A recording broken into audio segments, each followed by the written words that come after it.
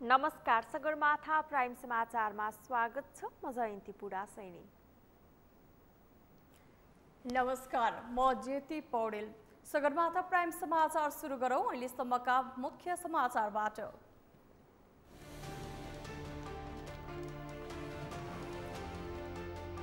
निवर्तमान अर्थमन्त्री जनार्दन शर्माद्वारा संसदीय समितिमा स्पष्टीकरण। बजेट बनाउँदा अनाधिकृत व्यक्तिको प्रयोग नगराएको जिकिर।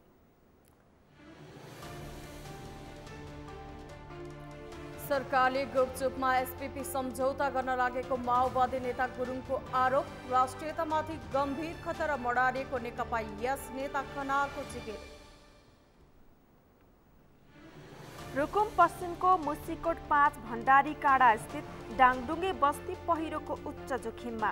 18 घर जोखिममा, खेतयोग्य जमिन पनि पहिरोले बगायो। रुसले थप युक्रेनी भूभागलाई गाभ्ने योजना बनाएको अमेरिकी दावी। आफूमा विलय गर्न लक्षित क्षेत्रमा फर्जी जनमत संग्रह गर्न सक्ने अनुमान। र नेपाली राष्ट्रिय क्रिकेट टिमका बलर सोमपाल कामीको एक दिवसीय तर्फको बलिङ वरियतामा सुधार। नयाँ वरियतामा सोमपाल 89औं स्थानमा उक्लिए।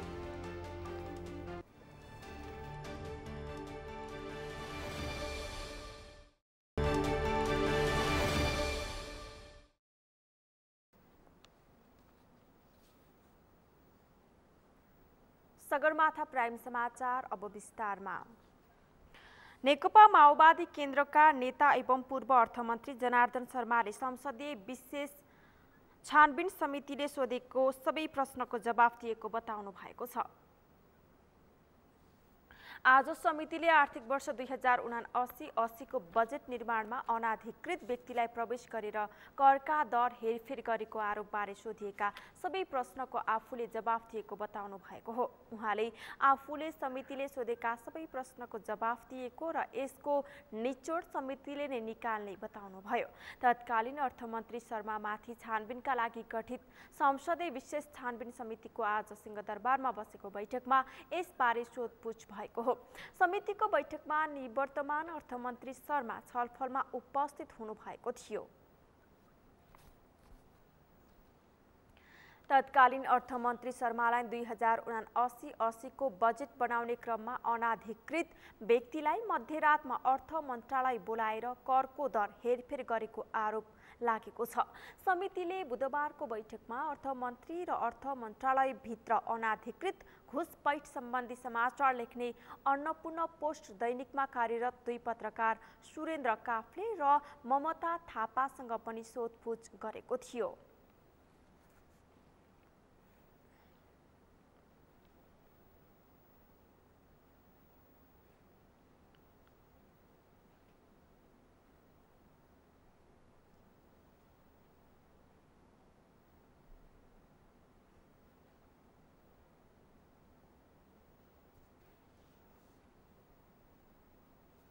नेकपा माओवादी केन्द्रका सांसद देव गुरुङले सरकारले भित्रभित्रै एसपीपी सम्झौता गर्ने तयारी गरिरहेको आशंका गर्नुभएको छ। आज प्रतिनिधि सभाको बैठकमा उहाँले हालै परराष्ट्र मन्त्रालयकी प्रवक्ता सेवा लम्सालले एसपीपी सम्झौता गर्न नसक्ने कुराको पत्राचार अहिले नै गर्न नसकिने बताएको जानकारी दिनुभयो। सांसद गुरुङले सरकारले फरक शीर्षकमा एसपीपी भित्रभित्रै सम्झौता गर्न लागिरहेको आशंका व्यक्त गर्नुभयो। सांसद गुरुङले परराष्ट्र मन्त्रालयले पछिल्लो समयमा तत्कालै पत्राचार गर्न नसकिने र विभिन्न पक्षहरूसँग संवाद सल्लाह परामर्श गरेर मात्रै गर्ने अभिव्यक्ति दुःखद रहेको बताउनुभयो। उहाँले परराष्ट्र मन्त्रालयको अभिव्यक्ति मन्त्री परिषदको निर्णय विपरीत भएको बताउनुभयो। उहाँले अविलम्ब एसपीपी सम्बन्धी पत्राचार गर्न रुलिङको माग गर्नुभयो। तत्कालै पत्राचार गर्न नसकिने विभिन्न पक्षहरूसँग संवाद गरेर सल्लाह गरेर परामर्श गरेर मात्रै गरिने, अहिले तत्काल पत्राचार गर्न नसकिने भनेर चाहिँ परराष्ट्र मन्त्रालयको प्रवक्ताले जो अभिव्यक्ति दिनुभएको छ, यो मन्त्री परिषदको निर्णयभन्दा विपरीत भयो भन्ने लाग्छ। किन त भन्दाखेरि मन्त्री परिषदको निर्णयलाई क्रियान्वयन गर्ने दायित्व जिम्मेवारी सम्बन्धित मन्त्रालयहरूको हो, तर परराष्ट्र मन्त्रालयले यो निर्णय कार्यान्वयन गरिरहेको छैन। त्यस कारणले गर्दाखेरि सम्मानीय सभामुखज्यू मार्फत यो चाहिँ अविलम्ब चाहिँ परराष्ट्र मन्त्रालय यो एसपीपी सम्बन्धी पत्रचार चाहिँ अविलम्ब गरियोस् भनेर चाहिँ रुलिङको माग गर्न चाहन्छु। सांसद गुरुङले एसपीपी सम्झौता पिस कोअपरेसन एग्रिमेन्ट भन्ने शीर्षक राखेर एसपीपी सम्झौता गर्ने प्रयास भइरहेको बताउनुभयो।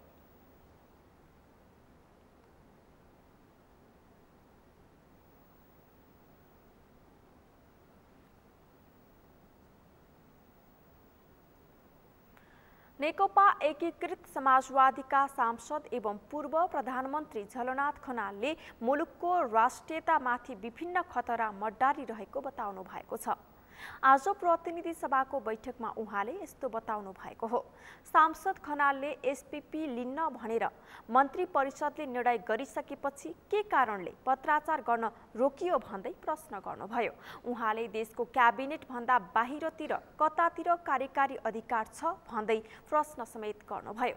सांसद खनालले एसपीपी को बारेमा अमेरिकालाई तत्काल पत्र लेखेर जनताको भावनाको कदर गर्न आग्रह गर्नुभयो। मन्त्री परिषदले निर्णय गरेको 1 महिनाभन्दा बढी भइसक्यो सभामुख महोदय। हामीले चाँडोभन्दा चाँडो यो पत्र लेख्छौँ र यो कुरालाई रोक्छौँ भनेर सरकारले भनेको हो, तर अहिलेसम्म पनि त्यो पत्र लेख्न नसकिनु भनेको के कारणले त्यसै लेख्न सकिएको छैन? यो हाम्रो देशको क्याबिनेट भन्दा बाहिरतिर कतातिर छ कार्यकारी अधिकार। कार्यकारी अधिकार भएको क्याबिनेटले निर्णय गरिसकेपछि अब फेरि पनि अरू कसैले रोक्न सक्छ यो देशमा? के कारणले रोकिँदैछ? म गम्भीरतापूर्वक प्रश्न उठाउन चाहन्छु सभामुख महोदय, सरकारसँग र सम्माननीय प्रधानमन्त्रीसँग। यो कुरालाई गम्भीरतापूर्वक लियोस् र यसलाई चाँडोभन्दा चाँडो समाधान गरियोस्, राष्ट्रको भावनालाई प्रतिनिधित्व गरियोस् भनेर म भन्न चाहन्छु। सांसद खनालले नेपालमा अहिले धेरै समस्याहरू गम्भीर बन्दै गएकाले तत्काल समाधान गर्ने बाटोमा सरकार जानुपर्ने बताउनुभयो।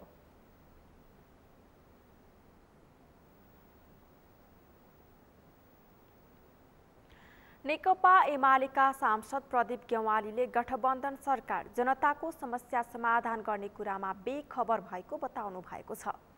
आज प्रतिनिधि सभाको विशेष समयमा उहाँले यस्तो बताउनु भएको हो। सांसद गेवालीले शैक्षिक सत्र सुरु भएको लामो समयसम्म पनि विद्यार्थीको पाठ्य पुस्तक पुर्याउन नसक्नु लज्जास्पद भएको बताउनुभयो। उहाँले सरकारको गैर जिम्मेवारीपनले सबै जनतालाई आहत तुल्याएको भन्दै जनताको समस्या समाधान गर्ने गरेर जनतामा बढ्दो महँगीको राहतको प्याकेज उपलब्ध गराउने हिसाबबाट रुलिङ गर्न सभामुख समक्ष आग्रह गर्नुभयो। सांसद गेवालीले भारतबाट पेट्रोलियम पदार्थको मूल्य घटेर आउँदा समेत सरकारले जनतासँग लुट्न मूल्य नघटाइरहेको आरोप लगाउनुभयो। उहाँले किसानले मल खाद नपाइरहेको भन्दै सरकारले यतिका दिनसम्म पनि गैर जिम्मेवार भएर बस्न नमिल्ने बताउनुभयो। पुगेको छ पेट्रोल 129 बाट 181, डिजल 112 बाट 172 र मट्टितेल 112 बाट 172 पुगेको छ। सारमा 42% बढेको छ। अघिल्लो हप्ता भारतीय आयल निगमले मूल्य घटाएर पेट्रोलमा प्रति लिटर 15 रुपियाँ र डिजल मट्टितेलमा प्रति लिटर 18 रुपियाँ मूल्य घटाएर नेपाल आयल निगमलाई पठायो।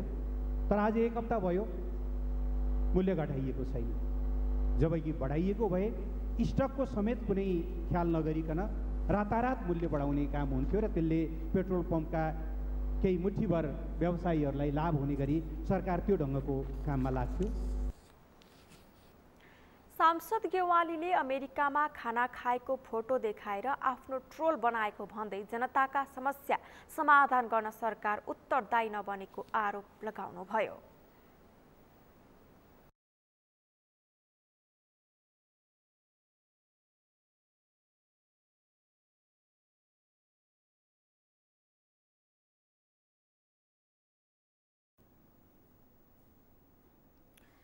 प्रतिनिधि सभाको शून्य समयमा बोल्ने अधिकांश सांसदहरूले समयको ख्याल नगर्दा आफ्ना भनाइलाई पूर्णता दिन सकेका छैनन्।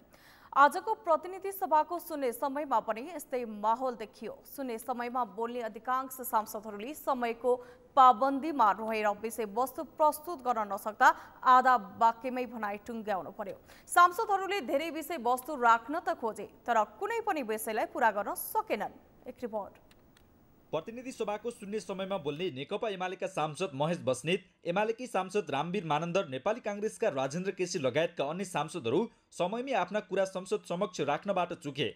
शून्य समयमा सभामुख अग्निप्रसाद सापकोटाले समयको किटान गरेर मात्र बोल्ने अवसर दिएका थिए, तर सांसदहरूको विषय प्रस्तुत गर्ने शैली शून्य समयमा तोकिएको समय सीमा भन्दा लामो थियो, जसकारण उनीहरूले अपुरो वाक्य मात्रै बोल्न भ्याए। आधा विषयवस्तु बोल्दा नै उनीहरूको समय सकिएर माइकमा साउन्ड काटिएको थियो। संसदमा प्रभाव जमाएका सांसदहरू समेत संसदको शून्य समयको परीक्षामा अनुत्तीर्ण रहे। बिहिबार प्रतिनिधि सभा बैठकको शून्य समयमा बोल्ने एमाले सांसद महेश बस्नेतले पूरा विषय बोल्न नपाउँदै 1 मिनेटको समय सकियो। सांसद बस्नेतले लामो विषयमा एमाले अर्थ तथा योजना विभागका सदस्य एम अधिकारी सरकार पक्षका सांसदहरूले खोजिरहेको भन्दै विषयवस्तुमा प्रस्तुत भए। उनले सरकार पक्षका सांसदहरू एम अधिकारी खोज्ने तर सरकार विदेशी शक्ति गुहारेर राष्ट्रपति र प्रधानमन्त्री पालैपालो बनेर राज्यको दोहन गर्ने परिवार लाद्नमा व्यस्त रहेको आरोप लगाए। उनले नेता एस देउवा, माओवादी नेता पी दाहाल र नेत्री ए राणा देउवा खोजेर कारबाही गर्नुपर्ने होइन भन्दै प्रश्न समेत गरे। सांसद बस्नेतले बजेटमा रातारात सेटिङ गरेर करका दरहरू हेरफेर गर्ने, सीसीटीभी फुटेजहरू मेटाउने, माओवादी नेता जे शर्माको खोजी गरेर कारबाही गर्नुपर्ने बताए। उनले अहिले बजारमा मल अभाव, विद्यालयमा पुस्तक अभाव, एमसीसी पास गर्ने परराष्ट्र मन्त्री, प्रधान न्यायाधीशलाई महाअभियोग लगाएर कार्यकारी प्रधान न्यायाधीशलाई कारबाही गर्ने होइन र भन्दै अन्य धेरै प्रश्न गरे। उनले प्रहरी प्रशासनमा पार्टीगत अन्तर्विरोध भएको बताए। यसो भनिरहँदा उनले समय सकिएको पत्तै पाएनन्। उनी समय सकिएर माइकमा साउन्ड नआएपछि मात्रै मुसुक्क हाँस्दै आफ्नो आसनमा बसे। नेता एस देउवा, माओवादी नेता पी दाहाल र नेत्री ए राणा देउवा खोजेर कारबाही गर्नुपर्ने होइन र बजेटमा रातारात सेटिङ गरेर कर र भन्सारका दर रेटहरू गडबड गरेर सीसीटीभी लगायतका प्रमाणहरू नष्ट गर्ने र कमिसन 6 अर्बभन्दा बढी गडबडी गर्ने माओवादी नेता जे शर्माको खोजी गरेर कारबाही गर्नुपर्ने होइन र पेट्रोलियमको भाउ महँगी र कालोबजारीलाई प्रोत्साहन गर्ने आपूर्ति मन्त्री काङ्ग्रेस नेता डी बडुलाई कारबाही गर्नुपर्ने होइन र। त्यस्तै शून्य समयमा बोल्ने नेपाली कांग्रेसका सांसद राजेन्द्र केसीले पनि समयको ख्याल गरेर विषयवस्तु प्रस्तुत गर्न सकेनन्। उनले गत आर्थिक वर्षमा पुँजीगत खर्च 57% मात्रै भएको र त्यसमा 50% भन्दा बढी असारी विकास भएको बताए। सांसद केसीले विकास निर्माणको काम अत्यन्त लज्जास्पद रूपमा भइरहेको टिप्पणी गरे। उनले समयमै विकास खर्च नहुने भएकाले अर्थतन्त्रमा नकारात्मक असर परेको पनि बताए। तर सांसद केसीले भूकम्पको अवस्थामा पनि यस्तो अवस्था देखिएको थिएन भन्ने शब्द बोल्दा बोल्दै माइकको आवाज काटियो। हामीले जेठ 15 गते नै संविधानमा बजेटको व्यवस्था गरेको छौँ सभामुख महोदय, जसका कारणले समयमै विकास होस् भन्ने आम चाहनाको विरुद्धमा यसले अर्थतन्त्रमा अत्यन्त नकारात्मक असर परेको छ। भूकम्पको बेलामा आर्थिक अब 72-73मा पनि यस्तो अवस्था देखिएको थियो। यस्तै सांसद राधाकुमारी गेवाली पनि शून्य समयको परीक्षामा फेल भइन्। उनले किसानहरूलाई सरकारले समयमा नै मल उपलब्ध गराउन नसक्नु नालायकीपन भएको बताइन्। सांसद गेवालीले सरकारले मल उपलब्ध गराएर किसानलाई सहज बनाउन माग गरिन्, तर उनले सिँचाइ नभएको कारण रोपेको धान समेत सुकेर किसानको नोक्सान भएको छ भन्न नपाउँदै समय सकियो। अहिले धान खेतीको बेलामा यस्तो अवस्थामा मल खाद नभएर किसानहरू मर्माहत भइरहेका छन्। आज आउँछ, भोलि आउँछ, पर्सि आउँछ भनेर किसानहरूलाई झुलाउने काम भइरहेको छ र हामी समितिबाट पनि पटक पटक ताकेता गरिरहेका छौँ, लिखित रूपमा पेश गरिरहेका छौँ, तर सरकारले सुनिरहेको छैन। यस्तो खेतीपातीको बेलामा मल खाद नल्याउनु यो सरकारको नालायकीको योभन्दा अर्को कुनै प्रमाण हुँदैन। शून्य समयमा नै बोलेका अर्का सांसद रामवीर मानन्दरको अवस्था पनि अन्य सांसदको भन्दा फरक थिएन। उनले श्रीमानहरूले बनाएको प्रचण्ड प्रतापी भूपतिको सरकारले 1 वर्षमा कुनै पनि राम्रो काम नगरेको आरोप लगाए। उनले सरकारले गरेका कामको छानबिन गर्न धेरै संसदीय समिति बनेको तर काम नभएको भन्दै ती समितिलाई पनि छानबिन गर्ने संसदीय महासमिति गठन गर्नुपर्ने माग गरे।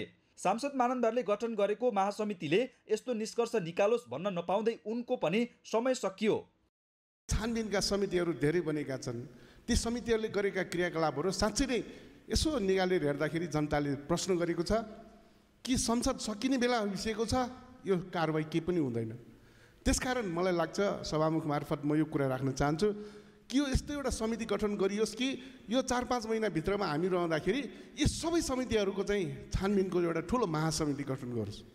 त्यस्तै सांसद राजेन्द्र गौतम, मायादेवी नेउपाने, मैनाकुमारी भण्डारी, मीना सुब्बा र रेखा कुमारी लगायतले पनि संसदीय समयको सीमामा बोल्न असफल भए।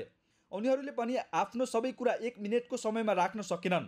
यसरी बिहिबारको प्रतिनिधि सभाको बैठकको शून्य समयमा बोल्ने 10 जना सांसदहरूले 1 मिनेटको समयमा आधा मात्रै कुरा राख्न पाए। सांसदहरू आवश्यक समयमा बोल्ने विषयवस्तु तय गर्न नसक्दा समय सीमामा धेरै पटक चुकेका छन्। सत्तारूढ घटक नेपाली कांग्रेसले सरकारको नेतृत्व त गरेको छ, तर पार्टी आन्तरिक रूपमा भने भद्रकोल अवस्थामा पुगेको छ। पार्टीको 14औं महाधिवेशन सम्पन्न भएको 6 महिना बितिसक्दा समेत कांग्रेस विधान अनुसार चल्न सकेको छैन। विधान अनुसार पार्टीका विभिन्न विभागलाई कांग्रेसले पूर्णता दिन सकेको छैन। वर्षौंदेखि गुट र उपगुटले ग्रस्त बनेको कांग्रेस अहिले पनि त्यही रोगले ग्रस्त छ। हालसालै बसेको कांग्रेस केन्द्रीय समितिको बैठकले पार्टीभित्रका समस्या समाधान गरिने विश्वास लिएको थियो, तर संस्थापन पक्षले इतर समूहका विचारलाई बेवास्ता गर्दै एकलौटे निर्णय गरेपछि पार्टीभित्रको आन्तरिक किचलो झनै जाँगिने आशंका थपिएको छ। अमृत ढकालको रिपोर्ट। 14औं महाधिवेशनपछि पार्टी विधान अनुसार अघि बढ्ने भनिए पनि महाधिवेशन सम्पन्न भएको 6 महिना बितिसक्दा समेत कांग्रेस विधान अनुसार अघि बढ्न सकेको छैन। प्रधानमन्त्री समेत रहेका नेपाली कांग्रेसका सभापति शेरबहादुर देउवाले एकलौटी रूपमा पार्टी सञ्चालन गर्दै आएको संस्थापन इतर समूहको आरोप छ। स्थानीय तह निर्वाचनको टिकट वितरण गर्ने सवाल होस् अथवा पार्टीका महत्त्वपूर्ण निर्णय लिने बेलामा होस्, सभापति देउवाले एकलौटी ढङ्गले निर्णय गरेको भन्दै कोइराला समूहले देउवाको कार्यशैलीप्रति नै प्रश्न उठाउँदै आएको छ। त्यसो त कोइराला समूहले पनि सभापतिका कमजोरीलाई पार्टीका बैठकमा दृढसँग राख्ने भन्दा पनि गुटको बैठक बसेर पार्टीभित्र भाग खोजे जस्तो देखिन्छ। वर्षौंदेखि गुटगत गतिविधिमा ग्रस्त कांग्रेस अहिले पनि गुटगत क्रियाकलापले नै ग्रस्त बनेको छ। दुवै समूहको स्वार्थ बाँझिँदा कांग्रेस भद्रगोल अवस्थामा पुगेको छ। पार्टीलाई विधान अनुसार अघि नबढाई गुटगत हिसाबले चलाउँदा पछिल्ला वर्षमा कांग्रेस कमजोर बन्दै गएको छ। कांग्रेसभित्रको विवादले राष्ट्रिय राजनीतिलाई समेत प्रभाव पारेको छ। अब एउटा त पार्टीभित्रको आन्तरिक व्यवस्थापन सकेसम्म विधिसङ्गत प्रक्रियागत र यो सबैलाई समेटेर बृहत एकता अहिलेको सबभन्दा ठुलो आवश्यकता हो। यो पार्टीलाई मात्रै होइन, लोकतन्त्र र राष्ट्रियतालाई नै गम्भीर चुनौतीको स्थितितिर हामी उन्मुख छौँ। देश चाहिँ नि एकपछि अर्को गरेर चक्रव्यूहभित्र फस्दै गइरहेको परिस्थितिहरू चाहिँ नि देखा पर्यो। कांग्रेसको विधान अनुसार सभापति देउवाले महाधिवेशन सम्पन्न भएको 6 महिनाभित्र सबै विभागलाई पूर्णता दिएर संगठनलाई चुस्त दुरुस्त बनाउनु पर्ने हो, तर महाधिवेशन सम्पन्न भएको 6 महिना बितिसक्दा समेत देउवाले केन्द्रीय समितिलाई पूर्णता दिन सकेका छैनन्। कोषाध्यक्ष सहित 20 सदस्य मनोनित गर्न पनि देउवा चुकेका छन्। कार्य सम्पादन समितिमा समेत अझै 10 जना सदस्य थप गर्न देउवा असफल भएका छन्। यस्तै विधान अनुसार 28 विभागलाई पनि देउवाले पूर्णता दिन सकेका छैनन्। पार्टीका भाद्री तथा शुभेच्छुक संगठनको अधिवेशन गराउन पनि देउवा चुकेका छन्। सभापति देउवाले पार्टीलाई बेवास्ता गर्दै गठबन्धनलाई बलियो बनाउन मेहनत गरिरहेका छन्। हालसालै बसेको केन्द्रीय समितिको बैठकबाट कांग्रेसभित्र देखिएको विवाद समाधान हुने अपेक्षा गरिएको थियो, तर सभापति देउवाको कम्युनिस्टको सहारामा फेरि पनि प्रधानमन्त्री बन्ने अभिलाषाका कारण पार्टीलाई पूर्णता दिने भन्दा पनि गठबन्धनलाई बलियो बनाउनेमै बैठकको समापन भएको छ। अहिले कसरी लिइरहेको छन् भने मान्छेले नेपाली कांग्रेसको यो सत्ता गठबन्धन या एलायन्स भन्दा पनि एलायन्स शब्द राम्रो देखिन्छ हैन। सत्तामा छ केही न केही एलायन्स त्यसले गर्नै पर्यो। यो गठबन्धन हो कि यो गठजोड हो शेरबहादुर देउपाको र चाहिँ प्रचण्डको मात्रै भन्ने चाहिँ सन्दर्भ चाहिँ अहिले बहसको विषय बनिरहेको छ। अब दुवैलाई प्रधानमन्त्री बन्ने बनाउने, दुवैलाई शेरबहादुरजीलाई पनि प्रधानमन्त्री हुनु छ, यतातिर प्रचण्डजीलाई पनि प्रधानमन्त्री चाहिँ देश विदेश दौडेर हुनै पर्नेछ हैन। उहाँ यो क्लियर गर्न देश विदेश दौडिँदै हुनुहुन्छ। अब यो दुईटैको स्वार्थ चाहिँ यहाँ मिलेको छ। त्यसै कारणले यसलाई चाहिँ एलायन्स भन्नुभन्दा पनि म यो दुईटाको सत्ताको गठजोड जस्तो लाग्छ। प्रधानमन्त्री समेत रहेका सभापति देउवालाई पार्टीभित्र 2/3 भन्दा धेरै केन्द्रीय सदस्यको साथ छ। उनले चाहे पार्टीलाई विधान अनुसार सहजै अघि बढाउन सक्छन्। पार्टीभित्रका विपक्षीलाई पनि उनले सहजै मिलाएर अघि बढ्न सक्छन्, तर देउवाको यसतर्फ भने ध्यान गएको पाइँदैन। देशभित्र मात्रै होइन, अन्तर्राष्ट्रिय समुदायमा समेत लोकतान्त्रिक दलको छवि बनाएको कांग्रेस विधान कार्यान्वयनमा भने सधैँ चुक्दै आएको छ। सगरमाथा टेलिभिजनका लागि क्यामेरामा केशव तिमिल सिन्हाका साथमा अमृत ढकाल, काठमाडौँ।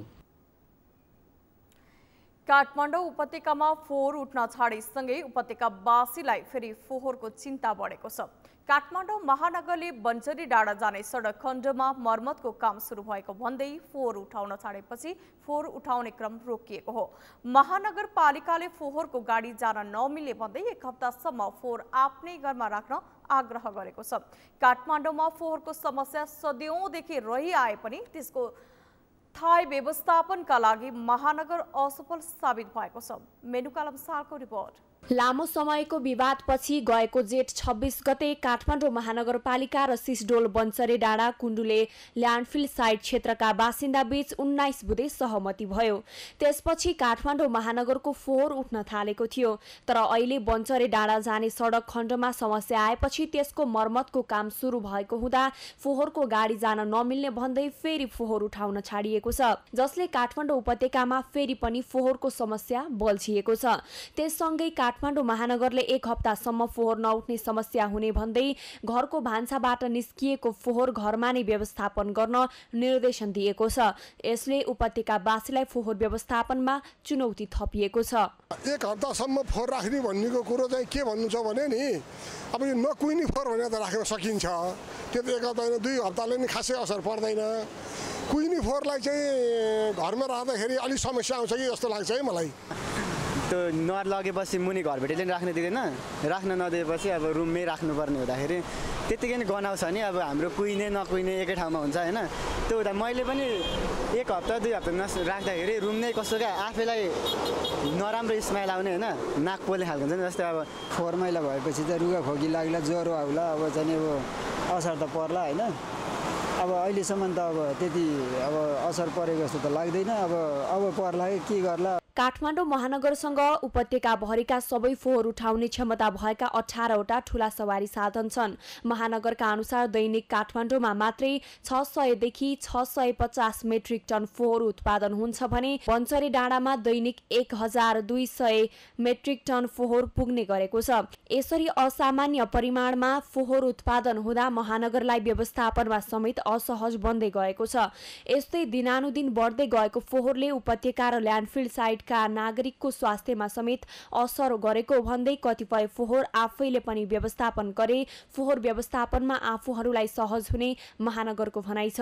कुइने र नकुइनेमा पर्छ, अर्को चाहिँ सिसा जन्नेमा पर्छ। अहिले नै हामी घरमा लाँदाखेरि चाहिँ त्यसरी सेपरेसन गरिदियो भने, सेग्रिगेसन गरिदियो भने हामीलाई त्यो घरमा फोहोर रहँदैन थियो।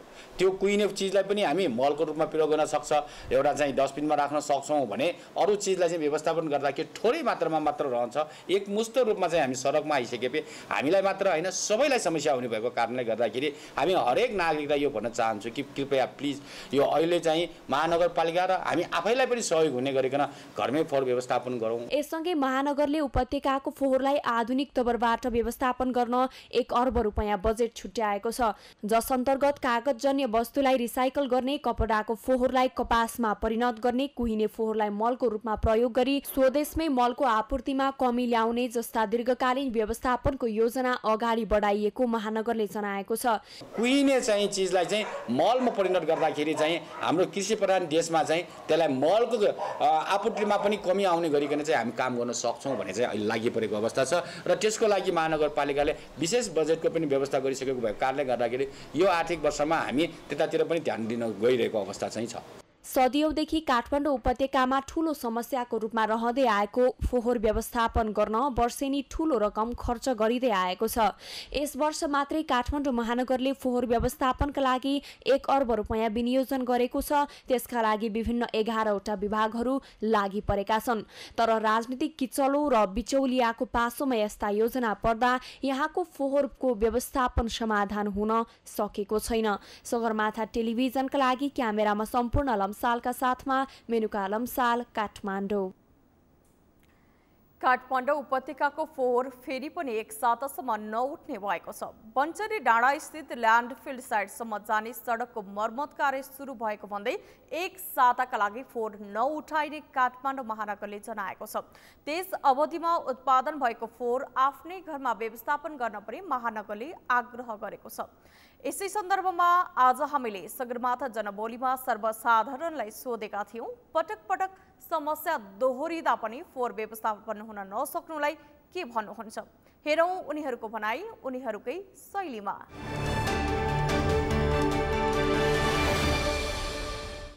यसरी यो पटक पटक फोहोरको समस्या दोहोरीमा चाहिँ एउटा राजनीतिक लापरवाही नै भन्छु म चाहिँ। किनभने अब जनताले प्रतिनिधि गरेर लगिसकेपछि अब समयमा फोहोर व्यवस्थापन गर्नुपर्ने हो।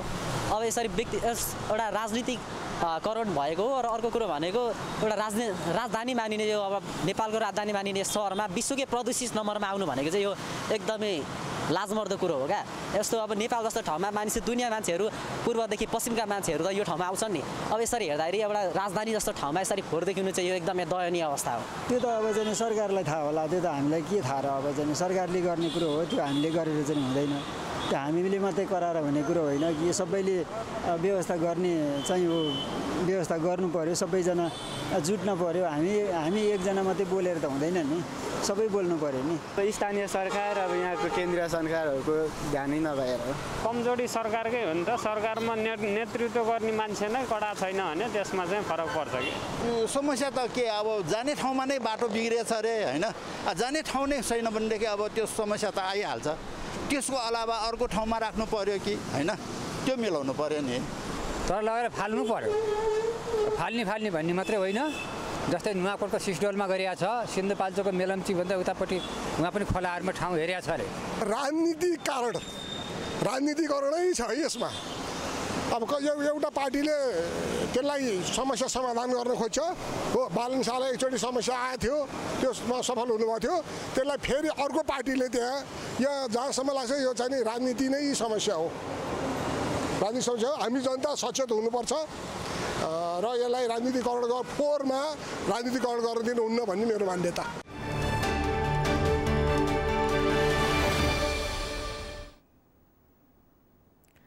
सगरमाथा समाचारमा अब पालो भएको छ विश्रामको। विश्रामपछि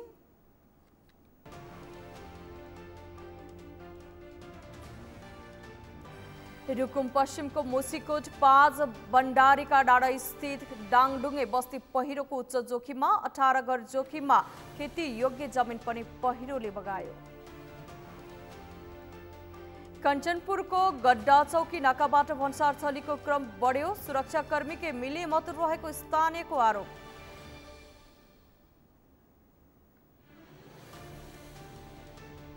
र रुसले थप युक्रेनी भूभागलाई गाभ्ने योजना बनाएको अमेरिकी दाबी, आफूमा विलय गर्न लक्षित क्षेत्रमा फर्जी जनमत संग्रह गर्न सक्ने अनुमान।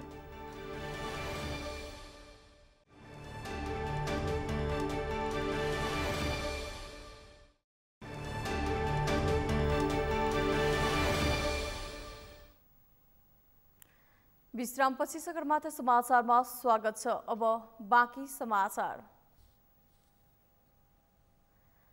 रुकुम पश्चिमको मुसीकोट नगरपालिका 5 भण्डारीका डाँडा स्थित डाङडुङ्गे बस्ती पहिरोको उच्च जोखिममा परेको छ। लगातारको वर्षाका कारण ठूलो पहिरो गएपछि बस्ती पहिरोको जोखिममा परेको हो। रुकुम पश्चिमबाट मेघराज खड्काको रिपोर्ट।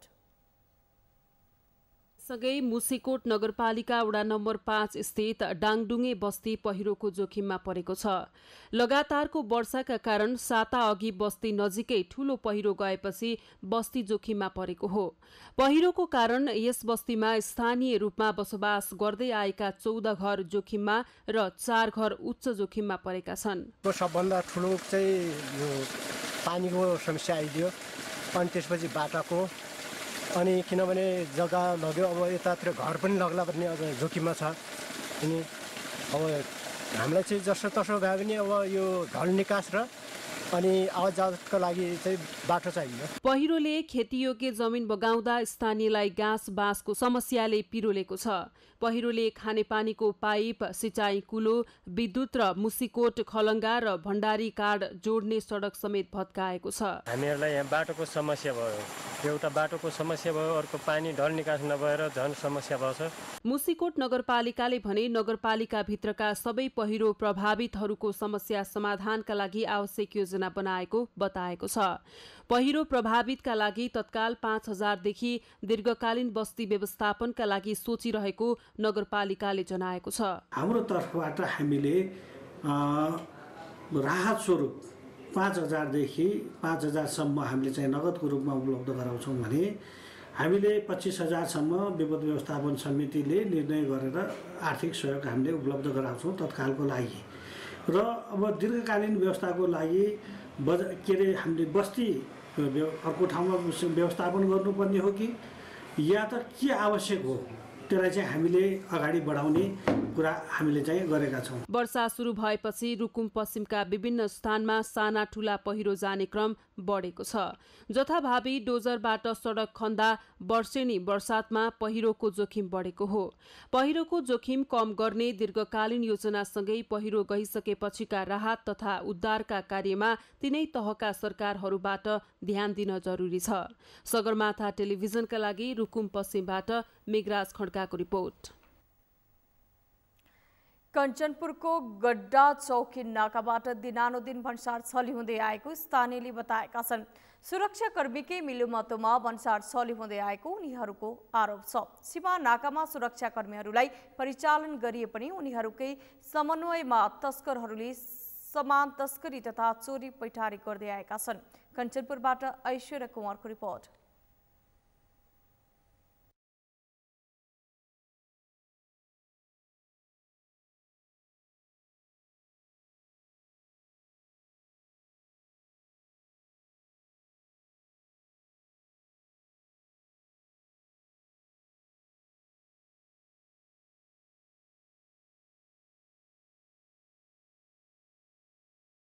सडक बत्ती अलपत्र बनेको छ। सिद्धिचरण नगरपालिकाले लाखौं रुपैयाँ खर्च गरेर रात्रिकालीन समयलाई मध्यनजर गर्दै जडान गरेको सडक बत्ती संरक्षणको अभावमा अलपत्र बन्दा रात्रिकालीन समयमा हिँडडुल गर्ने सर्वसाधारणलाई समस्या भएको छ।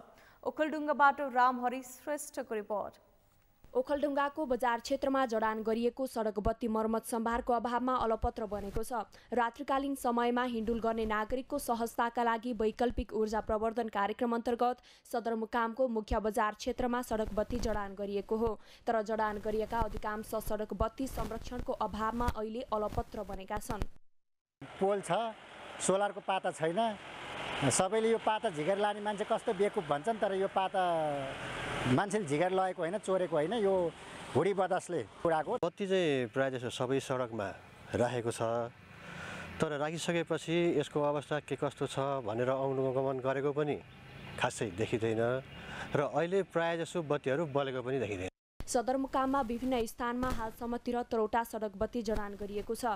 2073 सालमा नगरपालिकाले यी स्थानमा पोल गाडेर प्रत्येक पोलमा एउटा ब्याट्री, 100 वाट क्षमताको 2वटा सोलर प्यानल र स्वचालित लाइट जडान गरेको हो। तर अहिले आएर यी सबै बत्ती व्यवस्थाको शिकार बनेका छन्। स्थानीय सरकारले भने नागरिक तहबाट मर्मतका लागि माग आए मर्मत गर्न सकिने बताउने गरेको छ। माग आयो भने हामी जान्छौँ। अब सबै हाम्रो सोलर छुट्टै हेर्ने शाखा अथवा छुट्टै हेर्ने कर्मचारी, समर्पित कर्मचारी छैन। त्यसैले गर्दाखेरि मर्मतमा हामीसित बजेट छ। माग आयो बजार क्षेत्रबाट उपभोक्ताहरूबाट भने त्यो मागलाई हामी सम्बोधन गर्छौँ।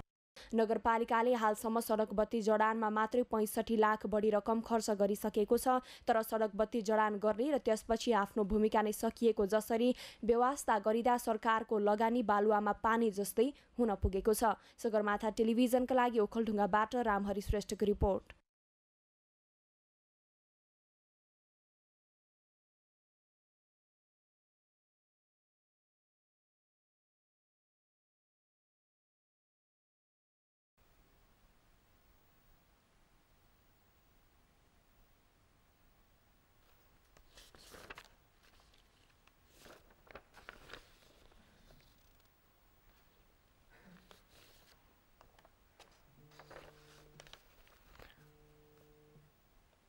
नेपाल चिकित्सक संघले स्वास्थ्य कर्मी र स्वास्थ्य संस्थाको सुरक्षा सम्बन्धी पहिलो संशोधन ऐन 2079 कार्यान्वयन गर्न सबै सरकारवाला निकायहरू एकजुट हुनुपर्ने बताएको छ।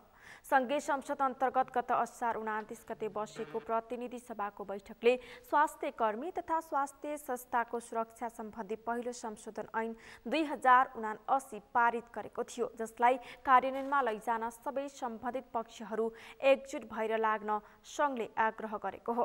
नेपाल चिकित्सक सङ्घका महासचिव डाक्टर बद्री रिजालले संसदबाट पारित ऐन कार्यान्वयनमा लैजान सबै पक्षले चासो र महत्त्व दिनुपर्ने बताउनुभयो। उहाँले संसदबाट पारित भएका सबै ऐनहरू कार्यान्वयनमा गइसकेको अवस्था नरहेको विगत स्मरण गर्दै यसलाई कसरी कार्यान्वयन गर्ने भन्नेमा सङ्घ लागि परेको बताउनुभयो। रुकै सहयोगमा सुसूचित गर्नुपर्ने एउटा कुरा हुन्छ। त्यसको साथसाथै जुन राज्यका स्टेक होल्डरहरू छन्, जुन सिडिओ कार्यालय भनौँ हामी, गृह मन्त्रालय अन्तर्गत हुने कुराहरूदेखि लिएर नागरिक समाजहरू छ, सबैलाई यस्तो किसिमको ऐन आएको छ। त्यही हुनाले यो क्षेत्र संवेदनशील क्षेत्र हो र संवेदनशील ठाउँमा त्यसरी चाहिँ हुल हिज्जत गर्न हुँदैन र एउटा राज्यको कानुनी दायरा छ। केही आफूलाई समस्या भयो, उपचारमा चित्त बुझेन भने कानुनी रूपबाट जानुपर्छ भन्ने किसिमको चाहिँ एउटा सन्देश र त्यो मेसेज दिन आवश्यक छ। त्यो भयो भने मात्रै एउटा सौहार्दपूर्ण वातावरणमा उपचार र स्वास्थ्य संस्थाहरू अगाडि बढ्न सक्छन्। महासचिव रिजालले स्वास्थ्य कर्मी सुरक्षित भए मात्रै पूर्ण र राम्रो उपचार हुने भन्दै चिकित्सकबाट भएका त्रुटिमा पनि कानुनी उपचार खोज्नुपर्ने बताउनुभयो। तोडफोड जन्ने गतिविधिले दुवै पक्षलाई राम्रो नहुने भन्दै उहाँले अराजक व्यवहार देखाउने नभई कानुनी दायरामा जानुपर्ने कुरा जनमानसमा बुझाउन आवश्यक रहेको बताउनुभयो। संशोधित ऐनमा स्वास्थ्य कर्मी तथा स्वास्थ्य संस्थाहरूमा आक्रमण गर्ने व्यक्तिमाथि गैर जमानती हिरासतमा लिएर छानबिन तथा सजाय दिने व्यवस्था गरिएको छ। त्यस्तै स्वास्थ्य संस्थामा आगजनी गर्नेलाई पूर्वपक्षका लागि थुनामा राखी 2 देखि 5 वर्ष कैद वा 2 देखि 5 लाख जरिवाना वा दुवै सजाय हुन सक्ने व्यवस्था गरिएको छ।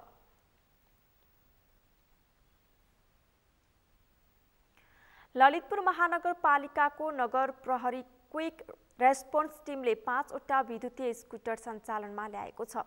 आज नगर प्रहरीले एक कार्यक्रमको आयोजना गरेर 5 वटा विद्युतीय बाइक सञ्चालनमा ल्याएको जानकारी गराएको हो। महानगरवासीका समस्या तत्काल समाधान गर्ने हेतुले विद्युतीय स्कुटर सञ्चालनमा ल्याइएको जनाइएको छ। कार्यक्रममा ललितपुर महानगरपालिकाका प्रमुख चिरीबाबु महर्जनले ललितपुर महानगरपालिकाले आगामी दिनमा किन्ने सबै सवारी साधन विद्युतीय हुने घोषणा गर्नुभयो। उहाँले क्विक रेस्पोन्स टिमलाई यी बाइक महानगरभित्र तत्काल केही समस्या पर्दा सो क्षेत्रमा तत्काल पुग्ने गरेर खरिद गरिएको बताउनुभयो। पाटन सहर 24 घण्टा सुत्दैन भन्ने अवधारणा अघि बढाएर लैजाँदा सुरक्षाको महत्त्व पनि त्यत्तिकै हुने भएकोले सीसीटीभी जडानको काम भइरहेको बताउनुभयो।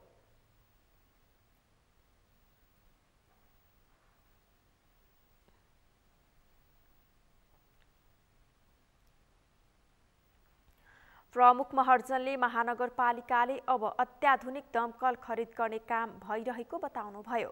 उहाँले पार्किङ रेखदेख, ट्राफिक जाम, मापदण्ड विपरीत राखिएका अनाधिकृत विज्ञापन तथा होर्डिङ बोर्ड हटाउन र कारबाही गर्न स्कुटर सहितका टोली परिचालित हुने पनि बताउनुभयो।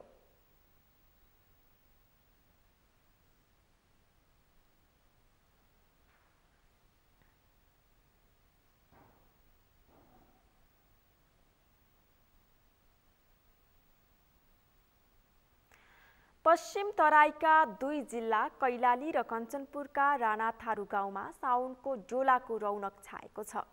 राणाथारू समुदायले गाउँको बीच भागमा दिदी बहिनीका लागि डोला पिङ राखेका छन्। साउन महिनाको सुरुमै राणा समुदायले डोला राखेका हुन्।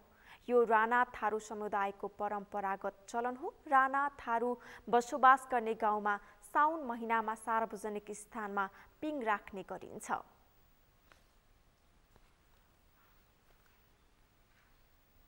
सगरमाथा प्राइम समाचारमा एकैछिन विश्रामपछि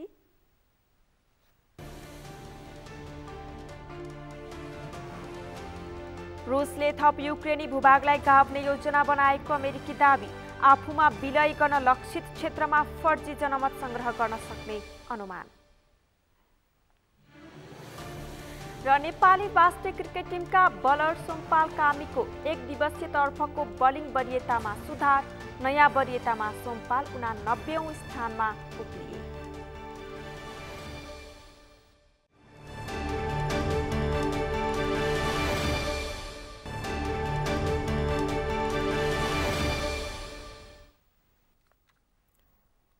सगरमाथा समाचारमा अब पालो अर्थ समाचारको।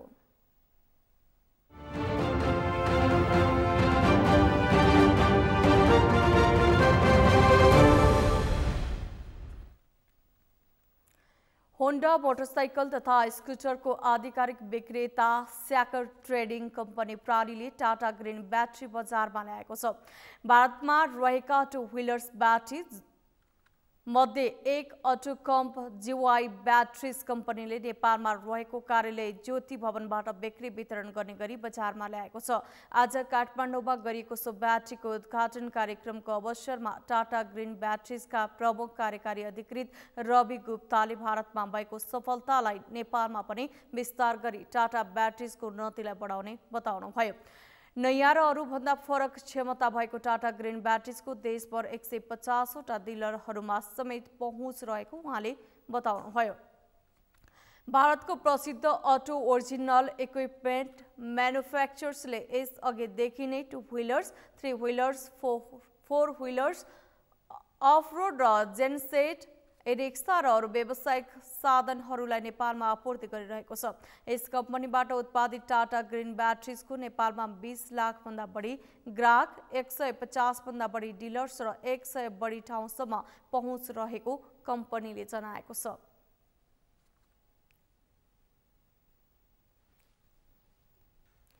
समाचारको अन्त्यमा मुख्य समाचार फेरि पटक।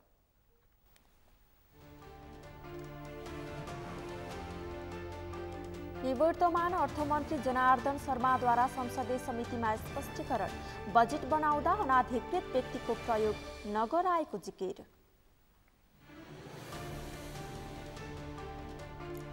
सरकारले गुपचुपमा एसपीपी सम्झौता गर्न लागेको माओवादी नेता गुरुङको आरोप, राष्ट्रियतामाथि गम्भीर खतरा मडारिएको नेकपा यस नेता खनालको जिकिर। रुकुम पश्चिमको मुसिकोट 5 भण्डारी काँडा स्थित डाङडुङ्गे बस्ती पहिरोको उच्च जोखिममा, 18 घर जोखिममा, खेतीयोग्य जमिन पनि पहिरोले बगायो। रुसले थप युक्रेनी भूभागलाई गाभ्ने योजना बनाएको अमेरिकी दाबी, आफूमा विलय गर्न लक्षित क्षेत्रमा फर्जी जनमत संग्रह गर्न सक्ने अनुमान। र नेपाली राष्ट्रिय क्रिकेट टिमका बलर सोमपाल कामीको 1 दिवसीय तर्फको बलिङ वरियतामा सुधार, नयाँ वरियतामा सोमपाल 89औं स्थानमा उक्लिए।